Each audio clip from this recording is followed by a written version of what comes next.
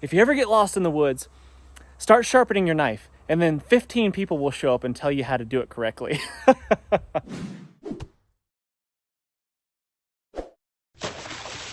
How to care for a machete that has been used and abused, neglected, mistreated, perhaps. It's a little bit dull. It's got some surface rust. It's been dug in the dirt. It has been just not cared for properly. And I just want to apologize to all of you out there that might be sensitive to those types of things. But we're going to remedy that right now, and I'm going to make it very, very simple for you. The little bit of surface rust right there doesn't really bother me. It's not going to hurt the machete. It's going to be just fine. But if we want to clean this thing up a little bit and get it back looking good, I'll show you what I do. Take a sanding sponge, just like this one. It doesn't have to be a sanding sponge. It can really be any kind of sandpaper. It doesn't really matter.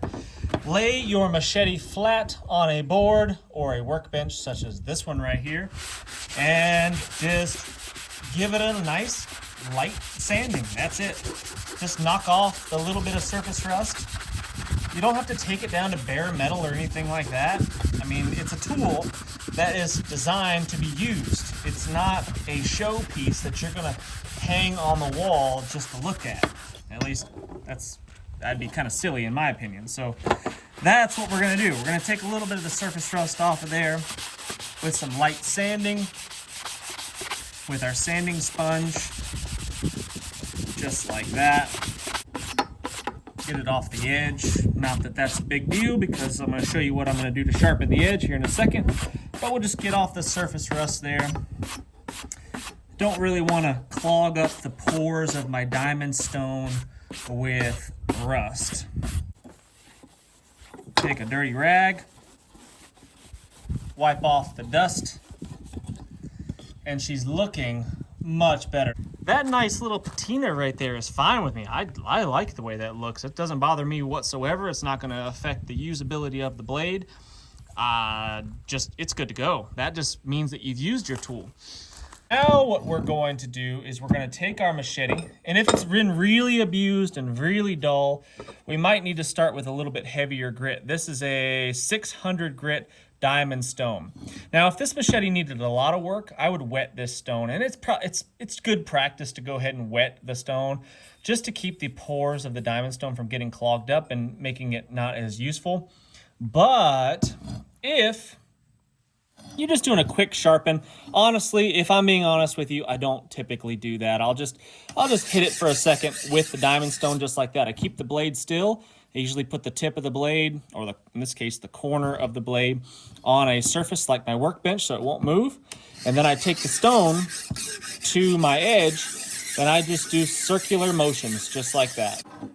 So what I'm doing is I just kind of look down the edge of the blade, right? I kind of sight down the edge of the blade, and I bring the stone to the blade, and then I close it up. I roll it towards the edge until the gap between the sharpened edge and the stone meets. So I close that up, and then I know I've got the appropriate angle. And I convex all my edges on my machetes, which means that I make it like this, kind of rounded.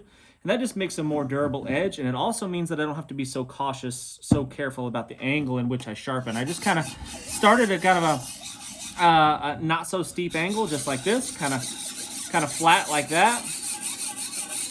And you can see, especially when your machete's gotten rusty and stuff, you can see where it is that you're sharpening. Some people take a Sharpie and they'll coat the edge with black Sharpie, and then you just kind of slowly sand away that black ink, and that tells you where you've been sharpening. But I don't really do that. I just kind of start at kind of this angle right here, and then I slowly start making it just a little bit steeper until I get to the actual keen, sharp cutting edge. Just like that. And I'll run the whole length of the blade, just kind of consistent. Just like that. Doesn't need much. I don't need to remove a whole lot of material. But if there's nicks like that, you see that? That's where I've been chopping close to the ground, or literally in the ground, and it hits, little rocks and stuff like that, and it takes little chips out of your blade. Honestly, not really that big a deal with a tool like this, because it's a rough chopping tool. I'm not doing like fine carving tasks with the end of my machete. If I was doing any carving, it'd probably be mostly with this part right here closest to the handle. And that's why I wrap some tape, sorry, not tape, but I wrap parachute cord right there so I can choke up on the machete, and then I can do a little bit of carving right there. But this is the part that does most of the work. This part right here, kind of where my hand is, that's where most of the chopping gets done, where my fingers are. That's the part that I kind of want to pay attention to. But if there's a couple little nicks and stuff in there, honestly, it really doesn't matter that much. But what I would do if I wanted to take all of those out of the machete, I would just keep working at it. I might even use a coarser stone than this so I can remove more material. But just keep in mind, the more that you do that, the smaller that your blade's going to get. Eventually, you'll grind it down to nothing. My papaw used to carry his knives for a long time, and he sharpened the crap out of them. And one of his knives I have, the blade just got down to like where it was a toothpick. There was almost nothing left of it because he just sharpened it over and over and over and over again, carried it for years. I'll take the coarse grit, 600. Be careful not to slice your finger. I've done this a lot. Like, this is how I've been sharpening my knives for years and years, so I'm pretty careful. I've never really cut my fingers doing this, but see how my fingertips are kind of hanging over the stone? Be careful. Just take your time. If you're not used to this technique, go slow so you don't slice your thumb or your fingertips on the edge when you're doing this. So be careful. If you're really worried about that, you can leave the stone in place and you can move the machete like this. And I'll do that when like what I said, if I'm using like a bigger stone or if I need to put water on here because I'm doing a lot of heavy sharpening, I'll do this right here. And that way I can get these big heavy strokes in there and get a whole lot more sharpening done. But if I'm just doing a quick sharpen job like this is what I do. Right there. And this is the same technique basically that I would use for an axe or a smaller knife or really anything. I mean, that's what I do. This is basically what I do with my On3 EDC here, my fixed blade knife that I always carry with me every single day. I may not use that 600 grit very often because I'm not chopping and stuff. I'm not getting nicks and things out of the blade on this. I would use the finer grit. This is the 1200, I believe. Yeah, 1200. I would just use that right there and that pretty much alone to get my blade back sharp. So I hit it with the 600, and then I'll come back with the 1200 grit just for the final edge. Same technique, nothing's different. And if you've removed a lot of material off of your blade, what you'll do most of the time is you'll develop a burr on the steel edge. So you'll get this kind of burr that's on one side or the other of your blade, and sometimes you can feel it just by running your fingers across the edge of the blade like that. Or if you scrape your fingernail, it'll scrape in one direction, as long as it's sharp. It'll scrape in one direction, but it won't scrape as well in the other direction. So I could tell maybe I've got a little bit of a burr on this side right here. So what I would do after I've got the edge kind of to the sharpness that I'm looking for, or at least close to it, is I would very lightly, not putting any pressure whatsoever, I would increase my angle ever so slightly. So I would just go a little bit more like this and then just run the length of the blade. Almost no pressure whatsoever, not even really the weight of the stone. I mean, really light. Same thing on both sides. Just increasing the angle just a little bit. And that will usually knock that burr off and give me a nice clean edge. It doesn't take very many swipes to get that done. And now we've got a nice sharp, I don't know if it's quite shaving sharp. Nah, not quite shaving sharp, but maybe a little. Yeah, a couple spots here and there. Oh, there it is. It's very sharp right there. This part, apparently, I sharpened a little bit more last time I worked on it. But anyway, it doesn't need to be shaving sharp. It's a hard working, abusing type tool.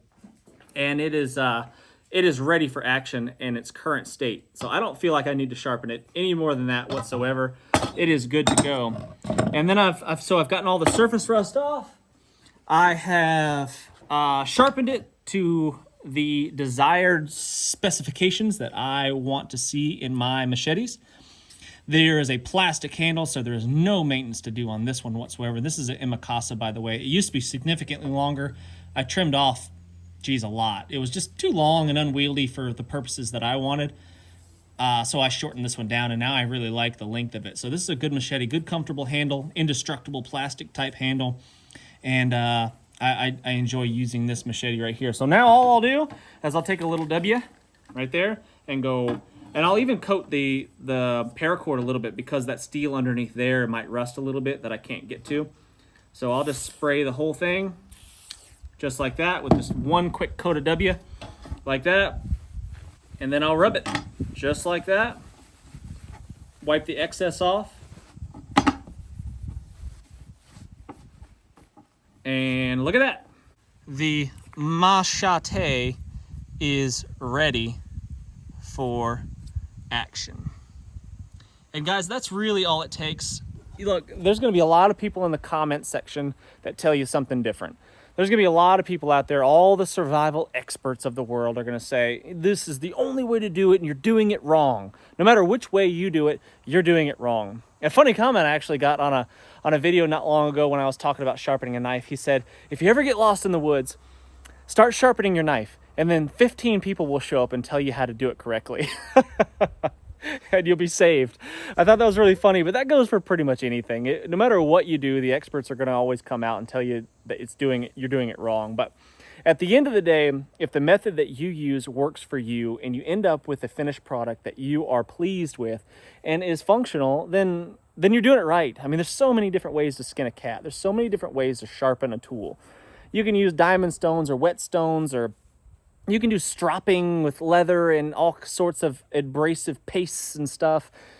This is what I do, and this is what works for me. It doesn't take a lot of my time. It doesn't take a lot of my effort. It doesn't cost any money, really. Once the initial investment of those diamond stones, I guess, are kind of expensive, but they last a long, long time, especially if you wet them and you don't clog up the pores. You can clean them with a brush. It's not that big a deal, but after the initial investment, you can sharpen for years and years and years. Those are 3 years old, give or take, and they're still going strong, still doing the job. But anyway, I'd love to hear what you guys think about this very simple process, guys. I'd love to hear what you think is the right way to get it done. Tell me I'm wrong. I'd be happy to hear that too. Thanks so much for watching. I really, really do appreciate the views. Please share the video. Subscribe if you haven't done so already. And until next time, what's the worst that could happen? Let's just go on 3.